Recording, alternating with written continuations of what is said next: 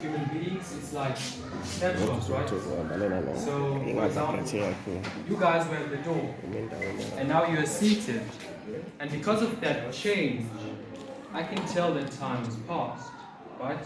So, without that change, there is no time. So, imagine if we had a picture of one that was completely unchanging. We wouldn't be able to tell if time had passed or nothing had happened. But the mathematician Isaac Newton, he insisted that even though there was an unchanging picture, time had passed. And that notion is completely wrong, because we need that change, that passage of time, so that we can prove mathematical claims that have been made, right?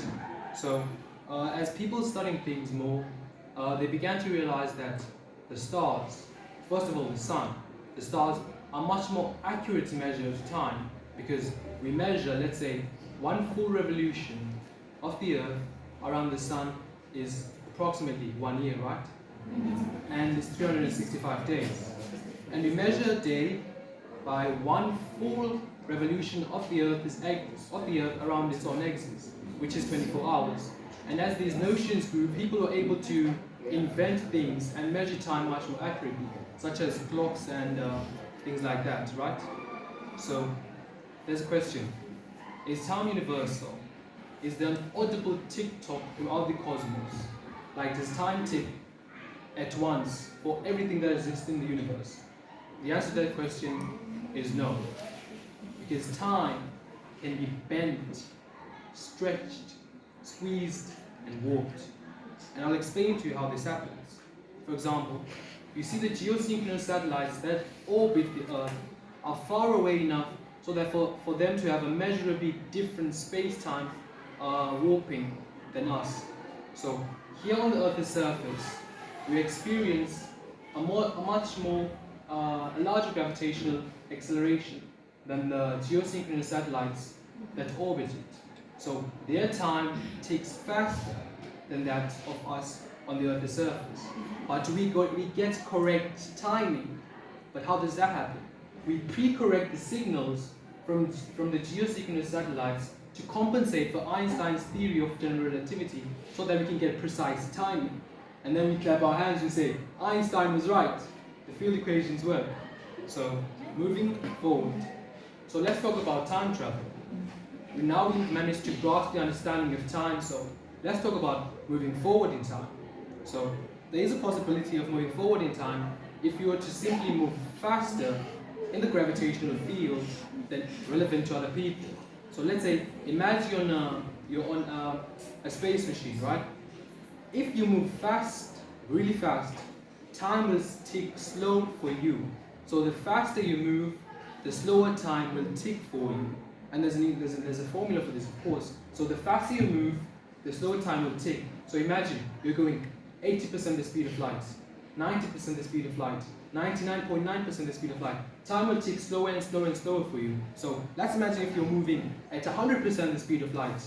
What you will see, you will watch the entire universe's history unravel in front of your own eyes in a matter of seconds. So the next possible way of traveling forward in time would be to go to a position of space a region that has a low gravitational field relevant to other people. So let's say here on Earth, we experience a gravitational acceleration of 9.8, right? But if you were to go at another region of space that has a much more lower gravity than that, you would experience a different measure of time. So if you were to move to a black hole, let's say, and if you were to avoid being swallowed by the black hole, but instead orbit the accretion disk relevant to us, you left here, let's say, 10 years ago. So you remained in the black hole for 10 years, but you would experience twice the time that we experienced. Therefore, if I were to go and orbit the black hole, I would come back older than you guys. And I would be this easy. So, we've known how to do that since so many years. We've known how to do that since 1905. So the complicated part is backwards time travel, right? So the best way to imagine this is to imagine, let's say, let's imagine the space-time spectrum. This is space. Space is not empty. Let's say so. Let's imagine this is the space-time spectrum, right? So let's say you're on one side of the spectrum, and I'm on the other side. So I'm trying to get to where you're located in the space-time spectrum. So how would you get there? It's simple, right? You would move at a speed relative to that of light, and eventually you would get there. Maybe it would take you hundreds, thousands of light years to get there, but eventually you would get there.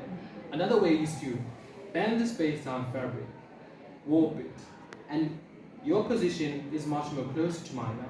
But if I were able to punch through the space-time fabric, I would be able to get to where you're located in the space-time spectrum. And if this is done correctly, not only would I be able to get to where you're located in space, but in time as well. So this is possible, right? It's time travel. If you were able to travel through the space-time spectrum, you would end up to where I'm located in the space-time spectrum, not only in space, but in time. And this has been known by theoretical physicists since Stephen Hawking, the late Stephen Hawking, and who worried that space-time travel would not be possible because let's imagine you travel back in time, right? And the first rule would be you are not allowed to separate your parents from meeting. Otherwise, you wouldn't have been born, right? So imagine if you went back in time and stopped your parents from meeting. That would mean you would never be born to go back in time and stop them from meeting. So either way, you would be born, but you wouldn't have time traveled. And that is called the grandfather paradox. And Stephen Hawking worried that this would stop time travel for us human beings because we don't know. Let's say we did time travel, right? But we made the silly mistake of stopping our parents from meeting. Therefore, we weren't born to travel back in time to stop them from meeting. Yeah, so with that, I conclude my presentation. Thank you all for coming. So now I'll be open for questions if anyone has a question. Any questions? Just something you didn't understand or something? No. Yes, it has been done theoretically on paper by equations, but not physically. It's not physically possible yet because we don't possess the mechanics, the advanced engineering to do it.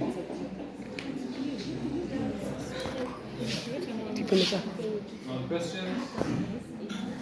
Everyone is understands? Okay. What made you investigate time? What was your hypothesis of all investigation? Well, I think it starts with my interest, of course, in physics, because I'm really enthusiastic about pondering the secrets of the cosmos.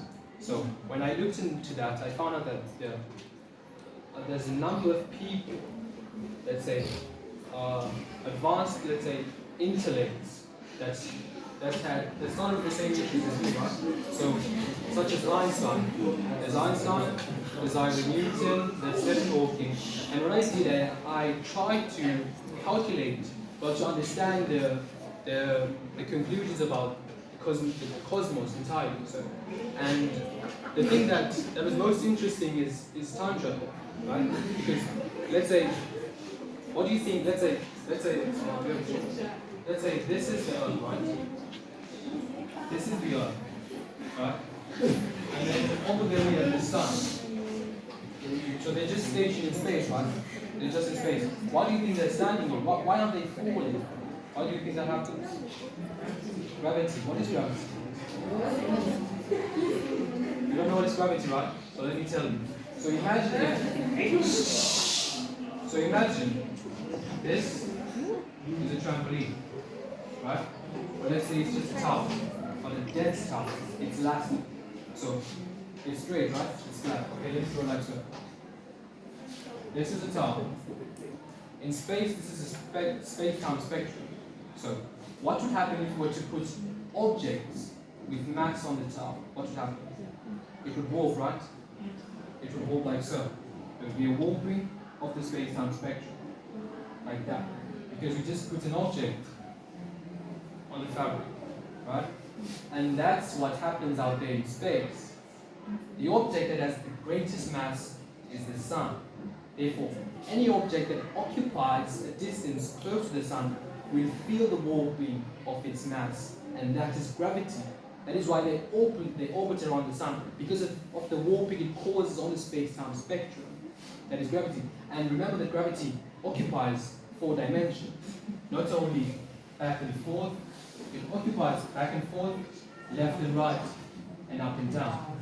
And the fourth spatial coordinate is time. Therefore, the space-time spectrum not only is bent like so, but it's bent in 4 directions. Therefore, let's say this is Earth. So even if you're on the top, you won't fall on the side, because it's 4 dimensional. I hope you understood. Does anyone have another question? Going back to the part where you said that we could bend the, what did you say, what was it? Space-time spectrum.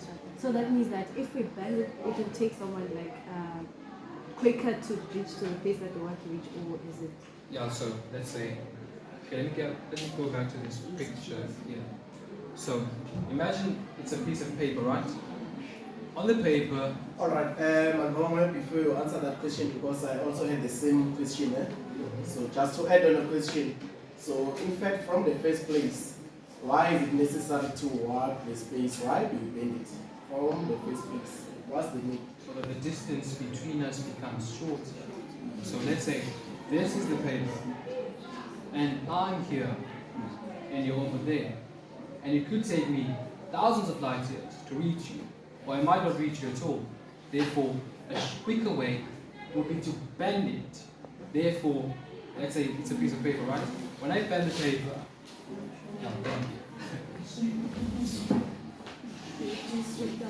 so let's imagine your position over here, right? And I'm here. So instead of traveling the thousands of light years to reach you, I would just have to bend the paper. Therefore, your position is much more closer to mine. Therefore, if I were to punch through the fabric of the space-time, I would be able to get to where your position in the space-time spectrum. And this phenomenon is called a wormhole. We know that the fabric of space-time can be torn by grains. You see, let's say a star, right? When a star collapses, a star that has the mass 7 times greater than our star, when it collapses, it turns into a black hole. A black hole is not made of anything, it's just the warping of space-time, a dense and infinitely dense warping of space-time where nothing can escape, not even light can escape a black hole. Therefore, if this were to occur, time travel would be possible. Therefore, we could enter the upper side. Let's say, if you go in here and you reach the event horizon is a point of no escape. If you go in, there is no going out. Therefore, if you get swallowed by the black hole, and this black hole, let's say, if you were to enter this side, you would come out on the other side of the space-time spectrum, right? And if this is done correctly, not only would you end up another point or region of space, but it's another region of time. So I hope you understood. Another question? Yeah, just for the sake of the time, because it's... You have a question? Questions? Maybe, okay, let me ask for them. Just a simple one, maybe, because I know there are those who maybe didn't understand you when you said the distances are in light years. So moving from point A, maybe in space time, maybe moving from here to here, it takes light years, né? So can you please maybe explain what are the light years? So a light year. So let's imagine you see this here. This is space-time. And the fastest thing that exists in our cosmos is light. We discovered that thanks to Einstein's general theory of relativity, that nothing can travel faster than light. So this is the distance that light travels in a year. Because space and time are related. This is the distance that light travels in a year. And it's also the velocity that it travels in. So this is space-time. And these are light years, the distances that light travels in a year. Right? Understood? No clarity on that? Oh God, it's something awkward.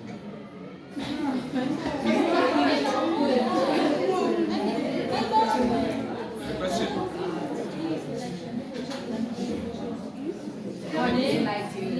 Light years. In our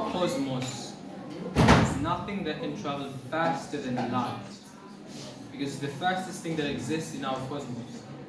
And this is the distance that light can travel in a year. That is why it's called a light year. It's the distance that light can travel in a year. Therefore, which relating to Einstein's general theory of relativity, that time and space are related. And then he emphasized that in his theory, right? And another thing I would like us to understand is a black hole, right? So imagine this is a black hole. As I said earlier, I said a black hole, let's imagine this is the space-time, right? And then on the space-time spectrum we have a sun, a star with a great mass that you can't even imagine. So we know the life cycle of stars, right? You know the life cycle of stars? No, you don't.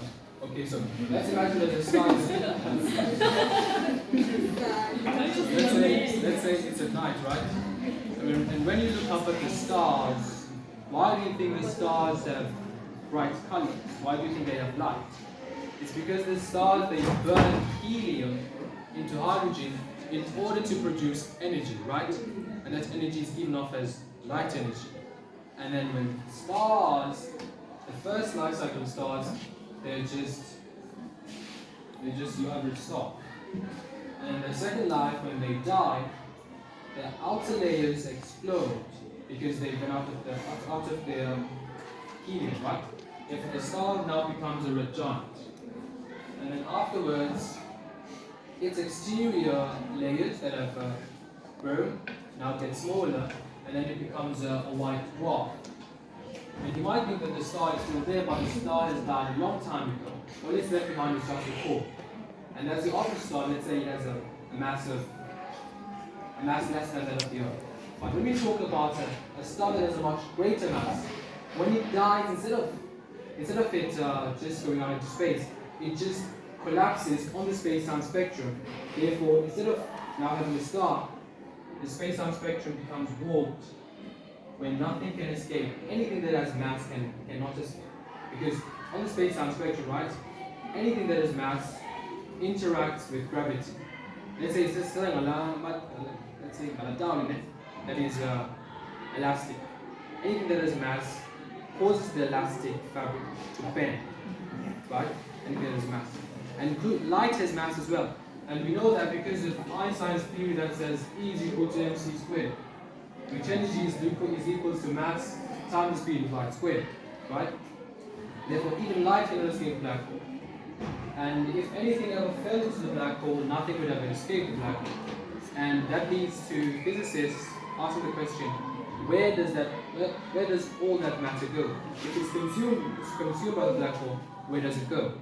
Which gives rise to the notion of the white hole, which is the polar opposite, in fact it's twin, of the black hole, being the white hole. Therefore, this one being an entity that consumes anything that comes across it, the other does the opposite, which it just ejects everything, right? So these are the amazing objects that exist in our universe. And you have no questions? Question? No, there is nothing faster than the speed of light, because in order for you to travel, the light travels at an infinite speed. For you to travel at an infinite speed, you would need something, an infinite amount of energy, right? You don't get it. Question? You hope you said something about the black hole. So you're saying that light is like the fastest. So why can't it be fast enough to escape the black hole?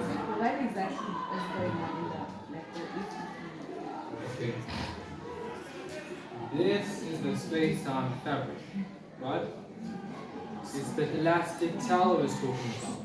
So let's imagine you put a metal ball on top of the towel. What's going to happen? It's going to warp. So you see the sun, let's say a big star. When it collapses, it causes the space-time fabric to bend, to warp, right? But at an infinite rate. Therefore, nothing can escape. So if anything that has mass, let's say an object that has mass passes through what we have will fall inside, right?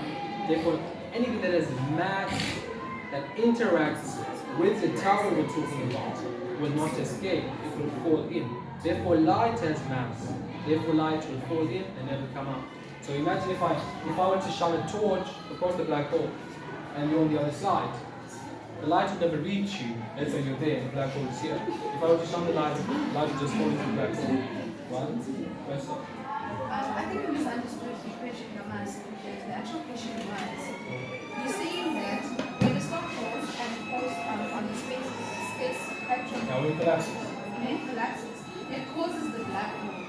What is happening in the black hole that allows no object that has mass to escape? Why are the objects unable to escape? Why aren't they able to come out? What's happening there? Because now,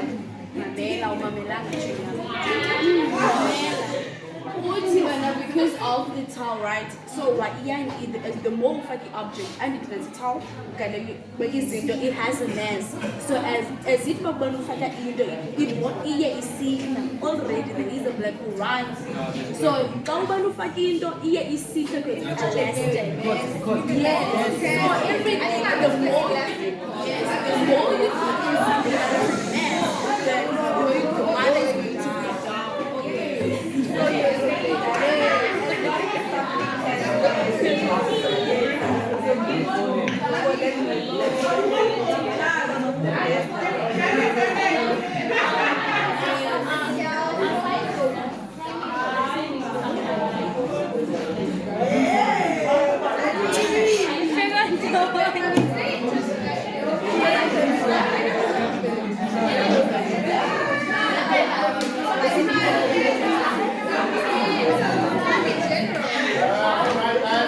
Are there any other questions? Okay, so then ask the question that the scientists plan to send someone to the black hole. It's an interesting question. To prove that, You already understand that if anything has mass, can't escape a black hole. You just the mass, you weigh 10 kg, you weigh a pound, hundreds of pounds, and you want to investigate whether you can go into the black hole. So let me explain what happens to the black hole, right? When you fall into the black hole, there's a region of space, there's a region on it that's called the event horizon. After you cross the event horizon, you can't go back. So let's look at the space-time fabric. So what you can see there is that at this point, it's smaller than there, right? Therefore, after the event horizon, space and time is which roles, right? So let's say if you're falling there, what you would experience is called spaghettification, where you would be stretched so thin that your limbs would be torn apart, right? So let's say your head is here, right? There's your head. This is the upper part of your body, right? These are your arms, right? Therefore, since your legs have already reached the event horizon, they will be much skinnier. They will be already torn and stretched, while your upper body is still okay. So thanks to scientists, well, this is not actually being tested because we would volunteer to jump into a black hole, right? Because scientists, well, here's the interesting about theoretical physicists, right? They never discovered this through observation. First, they formulated an equation, Einstein's theory of relativity, and when they solved the equation, they discovered this. Just imagine that. You're solving an equation, and you discover a black hole on a piece of paper, and then you say, this thing exists, the equation tells me. And that's the thing about scientists, physicists. And then when they looked at the cosmos, they confirmed it by observation that it really does exist. Therefore, So this means that if we are going to observe a body land, what if I can't body? yeah, they'll eventually come to conclusion what it is. Because they have the equations, right? And the equation says, this is the space-time fabric. And the masses interact like so. And now in the space-time fabric, there's just a black hole. And what we observe is that it just consumes everything.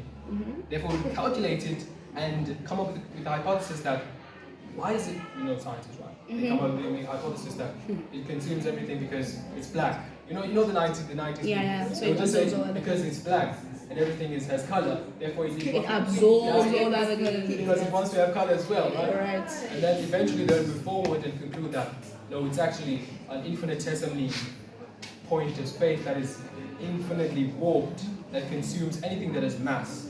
Okay, I get it. So this is that. All right, perfect. Thank you very much.